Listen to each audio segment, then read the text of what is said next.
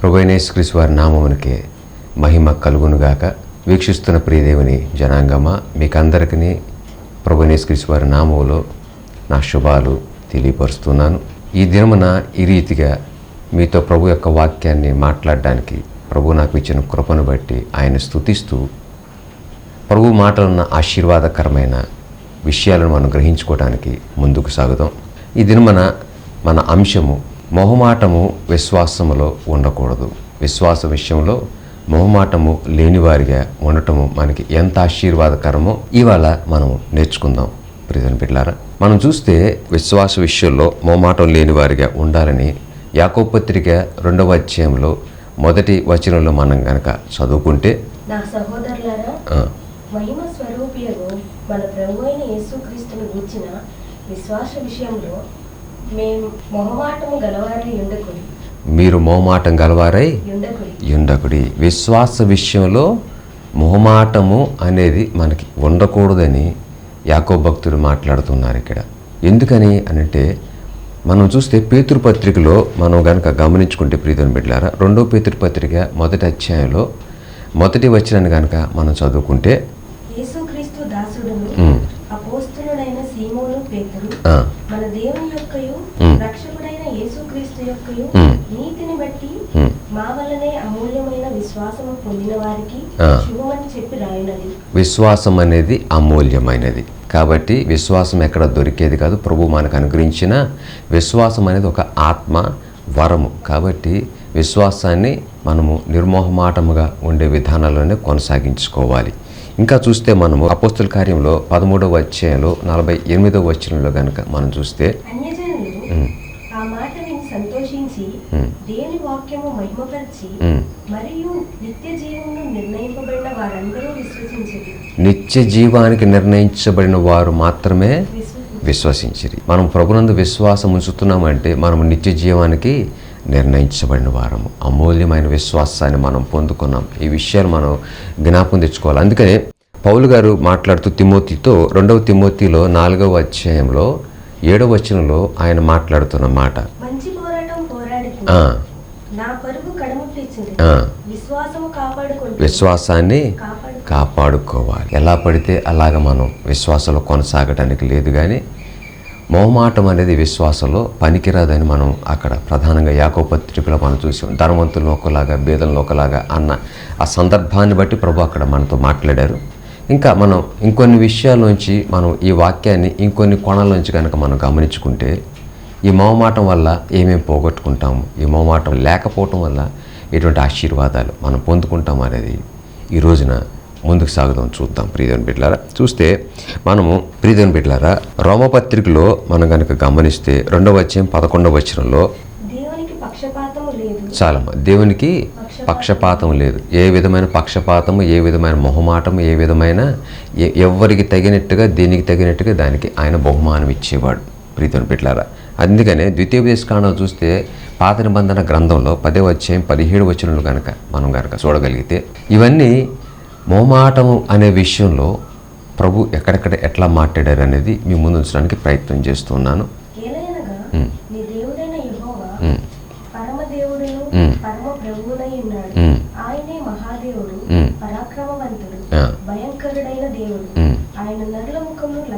ఆయన నరుల ముఖాన్ని లక్ష్య పెట్టడు, లంచము పుచ్చుకోడు. ఆయన ముఖాలు చూసి లేకపోతే మనుషులను బట్టి ప్రవర్తించేవాడు కాదు, హృదయాల ఆలోచనలను బట్టి ఆయన ప్రవర్తించేవాడు.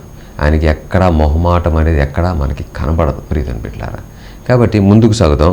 మొహమాటం వల్ల మొదటి రాజుల గ్రంథాలు చూస్తే 13వ అధ్యాయంలో 1వ వచనం నుంచి కనుక మనము చదువుకుంటే, అంతటా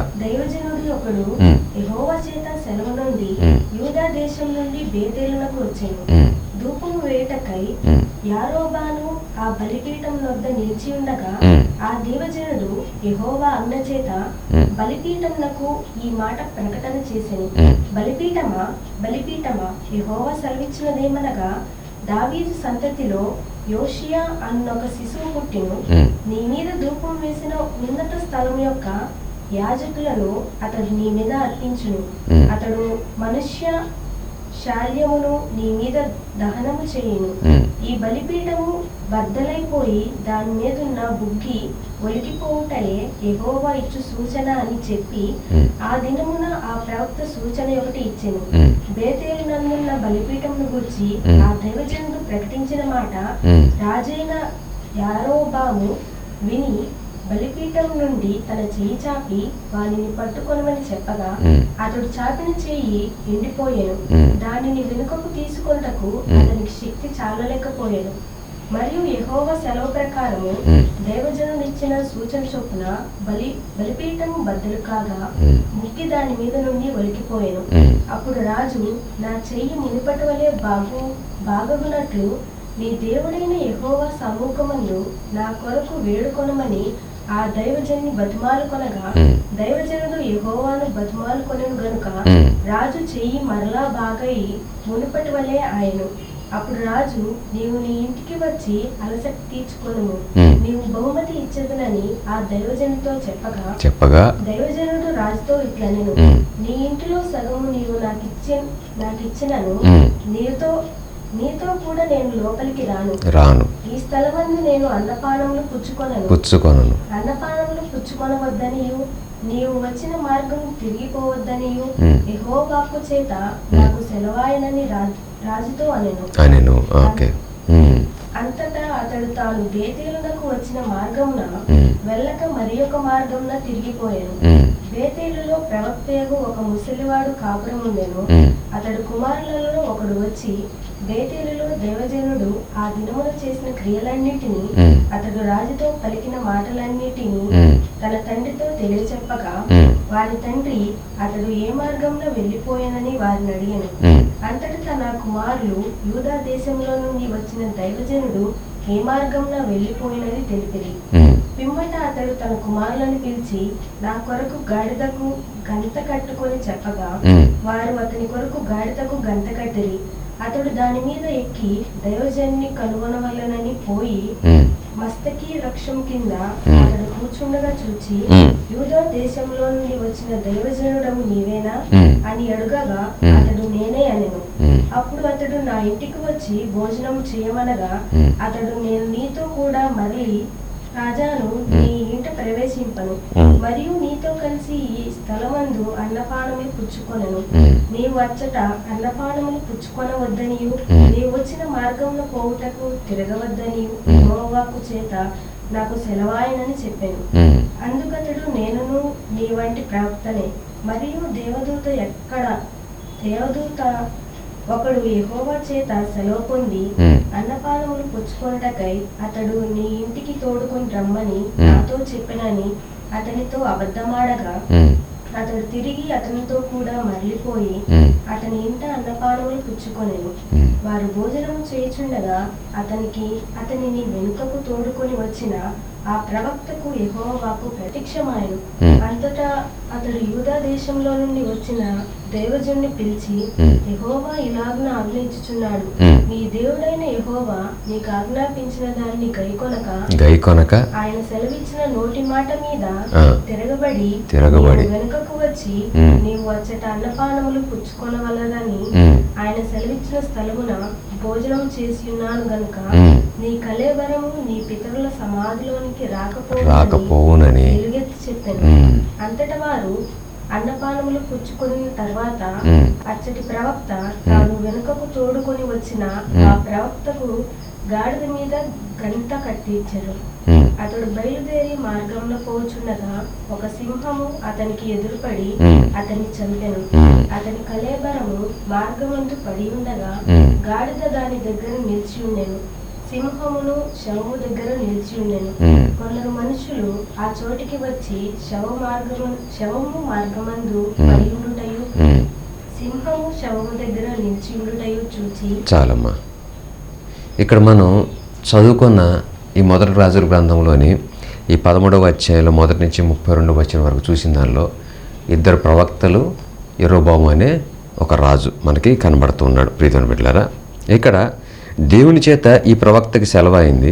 రాజు దగ్గరికి వెళ్ళి నేను చెప్పింది చెప్పమని చెప్పాడు ప్రభు. ఈ కార్యాన్ని ఈ ప్రవక్త రాజు దగ్గరికి వెళ్ళాడు, అక్కడ గద్దించాడు. గద్దించిన తర్వాత తదుపరి కార్యం జరిగింది. ఆ ప్రవక్త ద్వారా ఆ రాజు యొక్క చెయ్యి ఓచవలె మారిపోవటం, అటు పిమ్మట మరలా చెయ్యి స్వస్థపరచబడటం ఇవన్నీ చూస్తాం మనం. అటు తర్వాత ప్రభు అతనికి ఏమని చెప్పాడు, అక్కడికి వెళ్ళి నేను చెప్పినట్టు చేసి మరలా తిరిగి ఏ దారిలో వెళ్ళావో ఆ దారిలో రాకుండా వేరొక దారిలో మరలా వచ్చేసేమని చెప్పాడు ఆయనకి. ఇక్కడ ప్రవక్త వెళ్ళాడు, చెప్పింది చేశాడు. అటు తరువాత వేరొక ప్రవక్త వచ్చి అతనితో మాట్లాడినప్పుడు, నాకు దేవదూత ఒకడు కనబడ్డాడు కాబట్టి నువ్వు నా ఇంటికి వచ్చి భోజనం చేయమన్నప్పుడు, ఇక్కడ ఈ ప్రవక్త దేవుడు చెప్పింది ఎందుకని మీరుంటాడు అని అంటే, నేను అనుకుంటాను ప్రియమైన బిడ్డలారా, మొహమాట పడ్డాడేమో. రాజు దగ్గర మొహమాట లేనివాడిగా గద్దించిన వాడిగా ఉన్నాడు రాజుని. రాజు దగ్గర ఏమాత్రం మొహమాట పడలేదు. వెళ్ళాడు, చేస్తున్న అక్రమాన్ని అంతా అక్కడ గద్దించాడు. అక్కడ ప్రజలందరి ఎదుట దేవుని మహా గొప్ప మహిమని అక్కడ కనిపించాడు. ఇప్పుడు ఆ చరిత్రలోకి వెళ్ళటానికి సమయం మనకి సరిపోదు కనుక ఆ యెరొబాము, ఆ బలిపీఠము, ఆ విషయాల గురించి నేను ముందుకు సాగట్లేదు ప్రియమైన బిడ్డలారా. ఇక్కడ చూస్తుంటే ప్రధానంగా ఇంకొక ప్రవక్త వచ్చాడు. ఇంకొక ప్రవక్త వచ్చి చెప్పినప్పుడు ఈ ప్రవక్త ఎవరైతే రాజును గద్దించిన ప్రవక్త వారి పేర్లు అయితే గ్రంథంలో లేవు, కానీ ఈయన దారి గుండా వస్తూ ఉంటే ఈ ప్రవక్త యొక్క మాటల్ని ఏమనుకున్నాడో ఏంటనేది మనకు అక్కడ రాయబడలేదు. కానీ మొహమాట పడి ఉంటాడా, ఈయన కూడా ఒక ప్రవక్తే కదా, నాతో చెప్తున్నాడు కదా, ఇట్లా అంటున్నాడు కదా ఆయన మొహమాట పడి ఉంటాడా? ఆ మొహమాటము చేత అక్కడికి వెళ్ళి భోజనం చేయడానికి సిద్ధపడ్డాడు. వెళ్ళాడు, భోజనం చేశాడు, చెప్పాడు. ఆ ప్రవక్త కూడా ఈ ప్రవక్త చెప్పాడు, నన్ను దేవుడు ఎక్కడ భోజనం చేయొద్దన్నాడు, మరలా వచ్చిన దారిని కాకుండా వేరొక దారిన నన్ను వెళ్ళిపోమన్నాడు అని చెప్పాడు. కానీ అక్కడ మొహమాట పడిన విధానము అతని జీవితానికి ఏం తీసుకొచ్చింది అని అంటే, అతను దేవుని ఆజ్ఞను ధిక్కరించిన వాడిగా నుంచోబెట్టింది. ప్రియమైన బిడ్డలారా, మొహమాటము అనేది విశ్వాసములో ప్రభువు చెప్పిన మాటని కొనసాగించే విషయంలో మొహమాటము అనేది మనం ఎప్పుడూ కలిగి ఉండకూడదు. ప్రియమైన జనాంగమా, అది మనకు భయంకరమైన శాపాన్ని తీసుకొస్తుంది. భయంకరమైన మన జీవితంలో కార్యాలు జరిగించడానికి ఒక ద్వారమే మొహమాటం అనేది, ఒక మార్గమే. అందుకని మొహమాటము లేని వారై ఉండండి అని చెప్పేసి మాట్లాడతాడు ప్రియమైన బిడ్డలారా యాకోబు భక్తుడు. ఇలా చూస్తూ ఉంటే తర్వాత ఏం జరిగింది, ఆ ప్రవక్త సింహం చేత చంపబడటం అక్కడ మనం చూస్తాం. రాజు దగ్గర మొహమాట లేకుండా గద్దించిన ఈ వ్యక్తి ఈ ప్రవక్త దగ్గరికి వచ్చేసరికి మొహమాట పడ్డాడు. దాని ద్వారా ఏం పొందుకున్నాడు? మరణాన్ని పొందుకున్నాడు. మొహమాటం అనేది మరణకరమైంది ప్రియమైన బిడ్డలారా. అసలు మనం మొహమాటం కలవారిగా ఉన్నామా లేదా అనేది మనం పరిశీలించుకుంటే మన విశ్వాసంలో మొహమాటం ఎక్కడైనా ఉందా? ఎక్కడైనా మనం మొహమాట పడుతున్నామా అని అంటే, మనమందరం మొహమాట పడుతూనే ఉంటాం విశ్వాసంలో. ఎక్కడంటారేమో, ఎలాగ మేము మొహమాట పడుతున్నాం, మా విశ్వాసంలో మొహమాటం లేదని మీరు నాతో అనొచ్చు. కానీ చిన్న ఉదాహరణ చెప్తాను నేను మీకు. ఆదివారం నాడు మనం అందరం దేవుని ఆలయానికి వెళ్ళాలి, దేవుని గణపరచాలి. పునరుద్ధాన దిన ఆరాధన మనమందరం ప్రభు సన్నిధానంలో కనబడాలి. అయితే ఆ రోజే మీ బంధువు కుమారుడి పెళ్ళిలో, మీ బంధువు కుమార్తె పెళ్ళిలో, లేకపోతే ఎవరో ఒక బంధువు మీ ఇంటికి వచ్చాడు, దూరపు బంధువు, ఆదివారం రోజు. ఇప్పుడు మీరు ఏం చేస్తారు ఆ రోజున? మీరు చర్చికి వెళ్తారా, దేవుని మందిరానికి వెళ్తారా, లేకపోతే ఇంట్లో ఉంటారా, లేకపోతే ఆ ఫంక్షన్కి వెళ్తారా? ఈ మూడిట్లో ఇంటికి వచ్చిన బంధువుతో మీరు ఉంటారా, లేకపోతే మీ దగ్గర బంధువో, లేకపోతే మీ స్నేహితుని కుమారుడు వివాహమో, లేకపోతే ఏదో ఫంక్షన్, ఆ ఫంక్షన్కి వెళ్ళడానికి మీరు ప్రయత్నం చేస్తారా అని అంటే, మనం నిస్సంకోచంగా చెప్పచ్చు, చర్చి విషయాన్ని పక్కన పెట్టి, ఆరాధన పక్కన పెట్టి, ఆ పెళ్ళికి లేకపోతే ఆ ఫంక్షన్కి, ఇంకా ఇంటికి వచ్చిన బంధువుకి మర్యాదలు చేసే విషయంలో మనం నిమగ్నం అయిపోయి ఉంటాం. ఆ దినాన ఆ మరుసటి రోజునో లేకపోతే ఆ మరుసటి వారాన్నో సేవకుడు అడిగినప్పుడు, పోయిన వారం రాలేదేంటయ్యా చర్చికి, పోయిన వారం రాలేదేంటమ్మా చర్చి కట్టే, మనం చెప్పేది ఒకటే. మా దూర బంధువు, మా అమ్మగారి బంధువు, మా నాన్నగారి బంధువు, మా బాబాయో ఏదో ఒక బంధువు మా ఇంటికి వచ్చారండి, ఎవరో ఒక బంధువు వచ్చారు. ఇప్పుడు ఆయన ఇంటికి వచ్చినప్పుడు మేము మందిరానికి రావటం ఎంతవరకు సబబు అంటారు అని సేవకుని అడుగుతారేమో. అది ఎంత మాత్రమో తగదు. దేవుడు ప్రభు యేసుక్రీస్తు వారు మనల్ని కోరుకున్నది ఆ ఒకే ఒక్క రోజేమో. మిగతా ఆ సంఘ క్రమాల ప్రకారం మీరు అన్ని రోజులు వెళ్తారో లేదో నాకు తెలియదు, కానీ ఆ ఒక్కరోజు చాలా ప్రాముఖ్యమైన రోజు. ఆ ఒక్క దినం మనం ప్రభు సన్నిధిలో కనబడటం, ఆయన గౌరవించినట్టు, ఆయన్ని సన్మానించినట్టు, ఆయన చేసిన ఉపకారాల మేలు మనకు స్తుతులు చెల్లించినట్టు మనం ప్రియమైన బిడ్డలారా.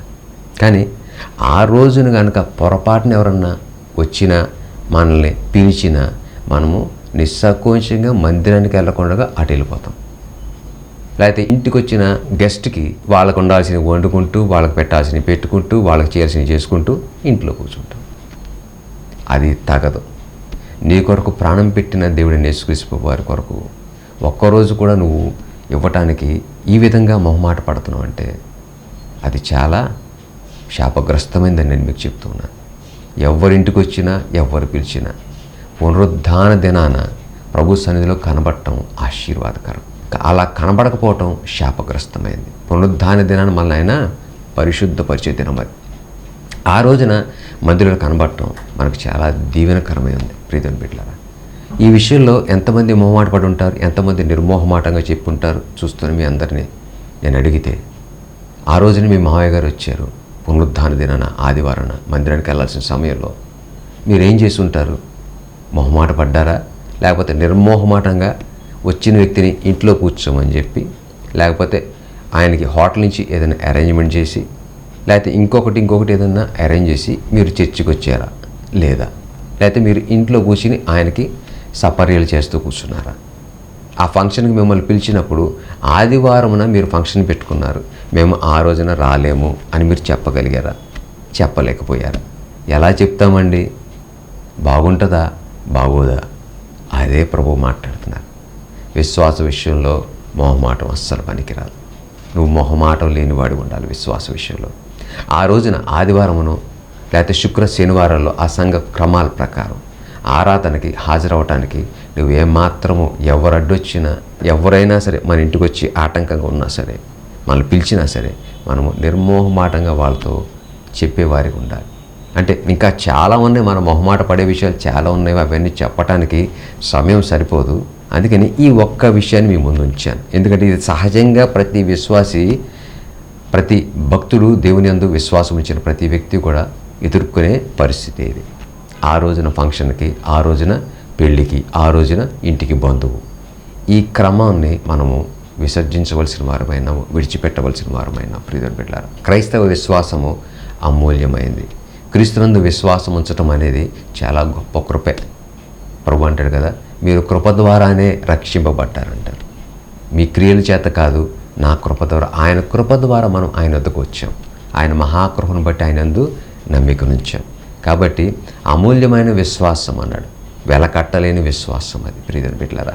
నిత్య జీవానికి నిర్ణయించబడిన వారు మాత్రమే విశ్వసించారట. కాబట్టి అటువంటి విశ్వాసాన్ని కొనసాగించుకునే విషయంలో చాలా అంశాలు ఉన్నాయి. కానీ ఈ దినమందు ప్రభు మనతో మాట్లాడే మాట, మొహమాట లేని వారిగా మీరు నేను మన విశ్వాసాన్ని కొనసాగించాలి. అందుకని పౌలు గారు ఇందాక మనం చదువుకున్నాం 2వ తిమోతి పత్రికలో ఆయన మాట్లాడతాడు 4:7లో, మంచి పోరాటం పోరాడి తిని నాకు పరుగు కడముట్టించి తిని విశ్వాసాన్ని కాపాడుకున్నాను.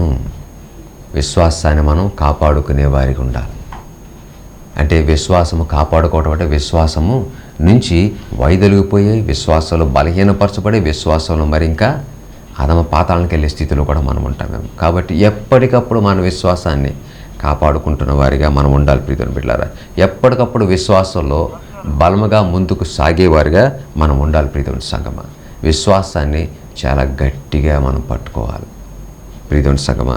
కాబట్టి ఈ విషయాలు మీ అందరి దృష్టికి తీసుకొస్తున్నాను. విశ్వాసం అనేది అమూల్యమైనది. కాబట్టి ఆ దినాన ప్రభు సన్నిధిలో నువ్వు కనబడాలి. ఆదివారము, శుక్రవారము, శనివారము ఆ సంఘ క్రమాల ప్రకారం. ఆ రోజున నువ్వు వెళ్ళలేకపోయావు ఈ కారణాల వల్ల. హాస్పిటల్కి వెళ్ళాల్సి వచ్చింది, ఎమర్జెన్సీ ఉందంటే అది వేరే విషయం. కానీ ఇటువంటి చిన్న చిన్న కారణాలు కూడా మనము మొహమాట పడిపోతూ ఉంటాం. ఇటువంటి చిన్న చిన్న పరిస్థితులు కూడా మొహమాట పడిపోయి సంఘానికి వెళ్ళకుండా, దేవుని సన్నిధికి వెళ్ళకుండా మనం మొహమాట పడి భయంకరమైన పాపాన్ని చేస్తున్నాం ప్రియమైన బిడ్డలారా. ఇది మీ అందరికి దృష్టికి తీస్తూ ఈ అలవాటును మనం మానుకోవాలా. ఈ చర్యను మనము మన జీవితంలో నుంచి, మన విశ్వాసం నుంచి తొలగించుకోవాల్సిన అవసరం చాలా ఉందని మీకు తెలియజేస్తున్నాను ప్రియమైన బిడ్డలారా. ఇంకా చూస్తే మనం మత్తయి సువార్తలో మనం కనుక చదువుకుంటే 25వ అధ్యాయంలో 6వ వచనం నుంచి 12వ వచనం. ఇదిగో పెళ్లి కుమారుడు అతన్ని ఎదుర్కొన రండి అని కేక వినబడెను. అప్పుడు ఆ కన్యకులందరూ లేచి తమ దివిటీలను చక్కపరిచి, గాని బుద్ధి లేని ఆ కన్యకులు మా దివిటీలు ఆరిపోవచ్చున్నది గనుక మీ నూనెలో కొంచెం మా కీరుడని బుద్ధిగల వారిని అడిగిరి. అందుకు బుద్ధిగల కన్యకలు, మాకును మీకును ఇది చాలదేమో, మీరు అమ్మవారి యొద్దకు పోయి కొనుక్కొని రండి అని చెప్పి వారు కొనబోచుండగా పెండ్లి కుమారుడు వచ్చెను. అప్పుడు సిద్ధపరిచి ఉన్నవారు అతనితో కూడా పెండ్లి విందుకు లోపలికి పోయిరి. అంతటా తలుపు వేయబడెను. ఆ తరువాత తక్కిన కన్యకులు వచ్చి, అయ్యా అయ్యా మాకు తలుపు తీయమని అడగగా అతడు మేము నెరుగనని మీతో నిశ్చయముగా చెప్పుచున్నానని చెప్పాడు. ఇక్కడ చదువుతుంటే ఈ లేఖనాన్ని లేకపోతే ఈ వృత్తాంతాన్ని, ఈ సందర్భాన్ని మనం అనేక మార్లు చదువుకున్నాం. అనేక మార్లు దీనిలోంచి చాలా ఆశీర్వాదకరమైన అర్థాలు మనం తెలుసుకోవడానికి ప్రభు కృపను బట్టి ఆయా ప్రాంతాల్లో, ఆయా మందిరాల్లో మీరందరూ వింటున్నారని నాకు తెలుసు. అయితే ఈ రోజున ఇందులో నుంచి ప్రభు మనతో మాట్లాడుతున్న మాట అదేంటనేది మనం గమనించుకుందాం. చాలా విషయాలు మనం ఈ బుద్ధిగల కన్యకలు, బుద్ధి లేని కన్యకల విషయాలు మనం తెలుసుకున్నాం. ఇవాళ మనం చూస్తుంటే ఇక్కడ మీకు అందరికీ తెలుసు, మళ్ళీ ఈ విషయాన్ని అంతా నేను మళ్ళీ మీకు వివరించాల్సిన అవసరం లేదని నేను అనుకుంటున్నాను. ఇక్కడ మనం గమనించితే ప్రియమైన బిడ్డలారా, 25:8 బుద్ధిగల కన్యకులు మా దివిటీలు ఆరిపోవచ్చును గనక మీ నూనెలో కొంచెము మాకీయుడని బుద్ధిగల వారిని అడిగిరి.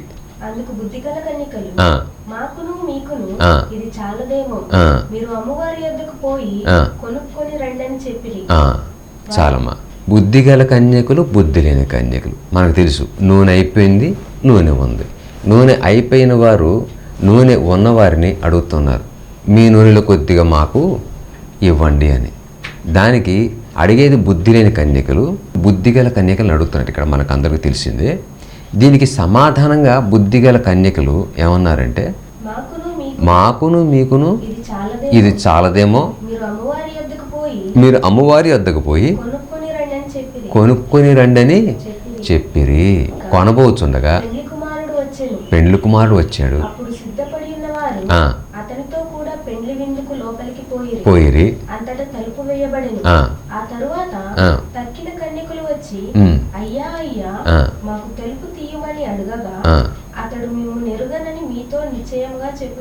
అంతే, తలుపు వేసేసారు, వెళ్ళిపోయారు తీసుకుని. ఇక్కడ మనం చూస్తే బుద్ధిగల కన్యకులు, బుద్ధి లేని కన్యకల విషయంలో ప్రియమైన బిడ్డలారా, ఇక్కడ బుద్ధిగల కన్యకులు, బుద్ధి లేని కన్యకులు అడిగిన దాన్ని మొహమాటంతో కనుక అంగీకరించారనుకో, అయ్యో అడుగుతున్నారు, ఎంతసేపు మాతో ఉన్నారు, ఎంతసేపు వాళ్ళతో మేమున్నాము, అందరం కలిసి సిద్ధపడుతున్నాం, ఇవాళ వాళ్ళ దగ్గర నూనె అయిపోయింది చేసి మొహమాటం కొద్దీ వీళ్ళ దగ్గర నూనె కొద్దిగా అందులో పోసారనుకో, వీళ్ళ పరిస్థితి ఏమయ్యేది? బుద్ధిగల కన్యకలు బుద్ధి లేని కన్యకలతో పాటే విడవబడేవారు. మొహమాటం లేకుండా వాళ్ళు సమాధానం చెప్పారు. అక్కడ ఇది మాకు మీకు సరిపోదు కాబట్టి నువ్వు వెళ్ళి అక్కడ కొనుక్కొచ్చుకో, అంతే. ఇందులో ఏ విధమైన మొహమాటం నేను పడను.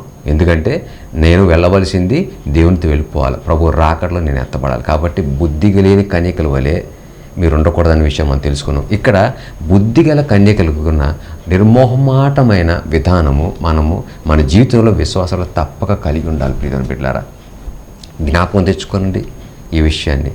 బుద్ధిగల కన్యకల వలె ఆయా సందర్భాల్లో నీ విశ్వాసాన్ని కొనసాగించడానికి అడ్డుపడుతున్న ప్రతి పరిస్థితిని నిర్మోహమాటంగా నీవు నేను ఎదుర్కొనవలసిన వారమైనాము. నిర్మోహమాటంగా మనము ఉండవలసిన వారమైనాము. మొహమాట పడేవారిగా మనము అస్సలు ఉండకూడదు. ఒకవేళ ఉండుంటే బుద్ధి లేని కన్యకల వలె వీళ్ళు కూడా విడవబడేవారు ప్రియమైన బిడ్డలు. కాబట్టి జాగ్రత్తగా ఈ విషయాలు మనం గమనించుకోవాలా. ఇంకపోతే మనం చూస్తే మన ప్రభువైన యేసుక్రీస్తు వారు 22వ అధ్యాయం మత్తయి సువార్త 16వ వచనంలో చూస్తే,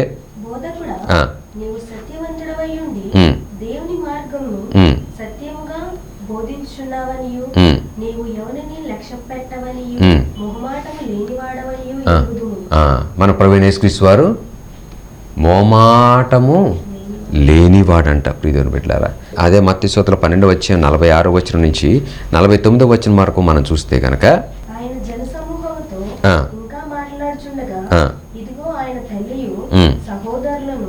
ఆయనతో మాట్లాడకూర్చు వెలుపల నిలిచియుండిరి. అప్పుడొకడు, ఇదిగో నీ తల్లియు నీ సహోదరులను నీతో మాట్లాడవల్లని వెలుపల నిలిచియున్నారని ఆయనతో చెప్పెను.